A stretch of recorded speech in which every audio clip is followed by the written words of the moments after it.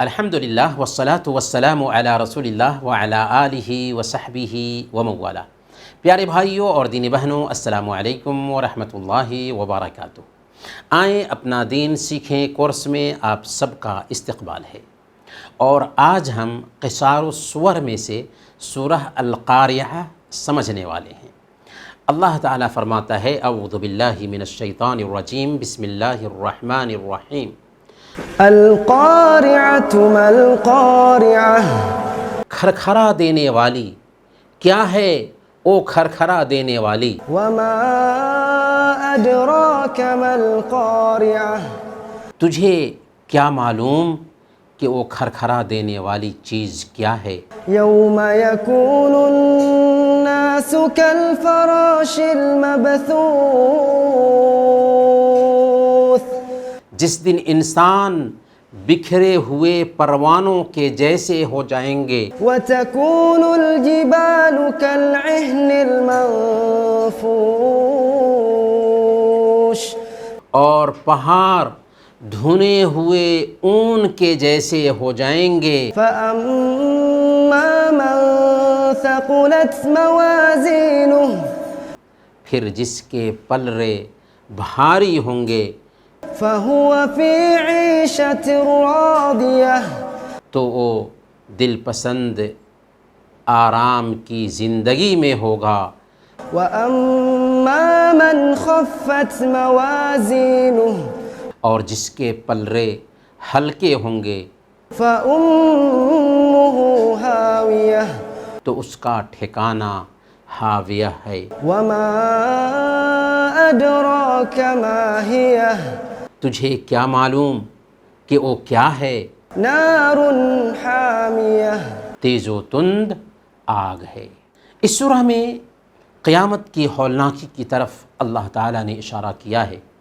القاریعہ قیامت کے ناموں میں سے ایک نام ہے، جس کا مطلب ہوتا ہے ہولناکی سے دلوں کو خوف زدہ کر دینے والی چیز۔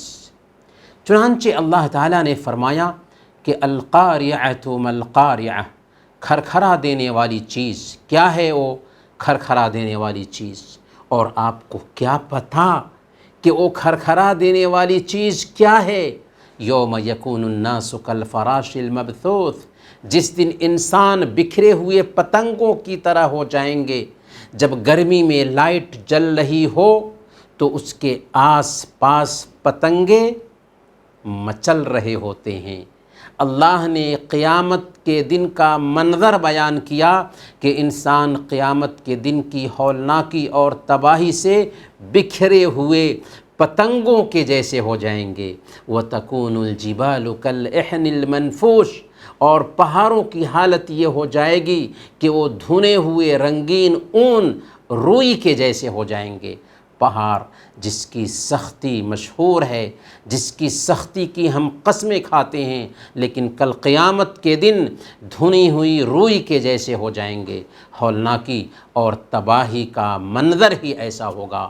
فَأَمَّا مَنْ ثَقُلَتْ مَوَازِينُهُ، پھر اس دن جس کے پلرے بھاری ہوں گے، جس کے عمل کا پلرا وزنی ہوگا، بھاری ہوگا، فَهُوَ فِي عِيشَةٍ رَاضِيَةٍ، تو وہ دل پسند آرام کی زندگی میں ہوگا۔ اسے جنت میں داخلہ ملے گا، جہاں ایسی ایسی نعمتیں ہوں گی جنہیں کسی آنکھ نے نہ دیکھا ہوگا، نہ کسی کان نے سنا ہوگا، اور نہ کسی دل پر ان کا خیال گزرا ہوگا۔